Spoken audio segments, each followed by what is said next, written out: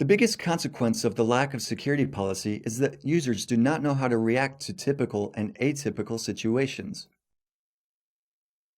In a way, we shift the responsibility for the decision onto others.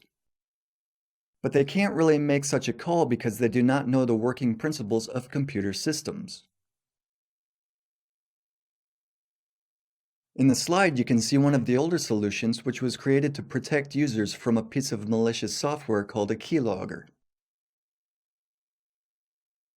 Keyloggers track the keys struck on a keyboard and remember the sequence. They act like a virtual copy of a real keyboard. The solution presented here doesn't seem to be thought through. Every security solution must meet two criteria. It must serve the specific purpose, and it mustn't make it harder to use the program or system it's installed on. The purpose of the solution presented in the slide is to prevent a keylogger from tracking a user's keyboard input. This input may then be used to hijack a session to make online shopping at the user's expense, or to spend users' virtual money. The truth is, however, that this solution doesn't really protect the user from any of these threats. It offers protection against tracking keystrokes only. For example, the computer used to log into MyPay may be infected with malware that doesn't track keystrokes but is able to hijack the system. So the solution presented in the slide is complicated and yet unreliable. Another example of an unfortunate security solution is a PC smart card reader with a PIN pad. A smart card, or chip card, is based on a digital key which both protects and authenticates the identity of the cardholder. To be able to use the digital key, you need to know the card's PIN number. One manufacturer introduced a small device for personal computers that looked like a credit card reader.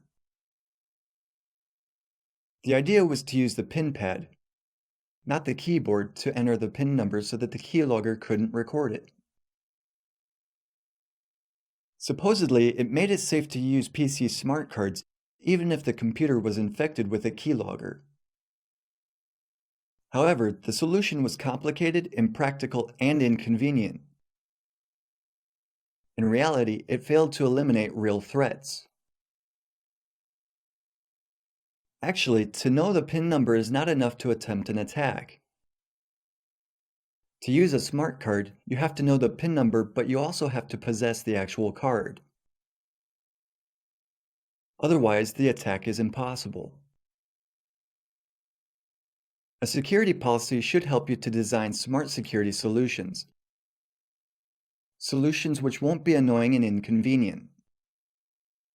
For example, a virtual keyboard which requires the user to enter the password by clicking on the symbols with the mouse cursor is inconvenient and will ultimately make the user change the password to a shorter one.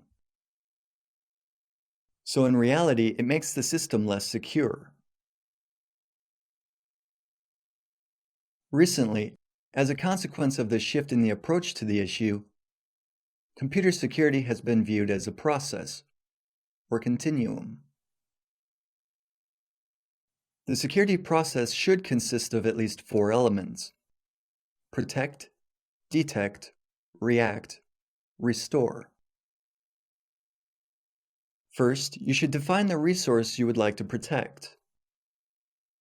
Then, you should detect actions that violate the security policy. Such violations may turn out to be users' errors or real attacks. You also have to react accordingly. Remember that a system is never secure. It can only be protected to a certain extent. You have limited time to take action. If you use it properly, you can counter a successful attack or even completely stop it.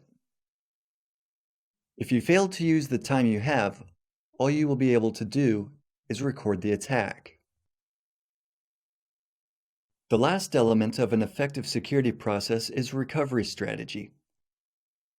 What you can do to restore the system after a failure or an attack.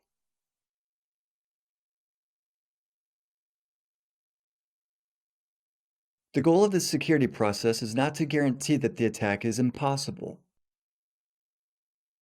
Sooner or later, the attack will occur. Thanks to a security process, you will be able to detect it.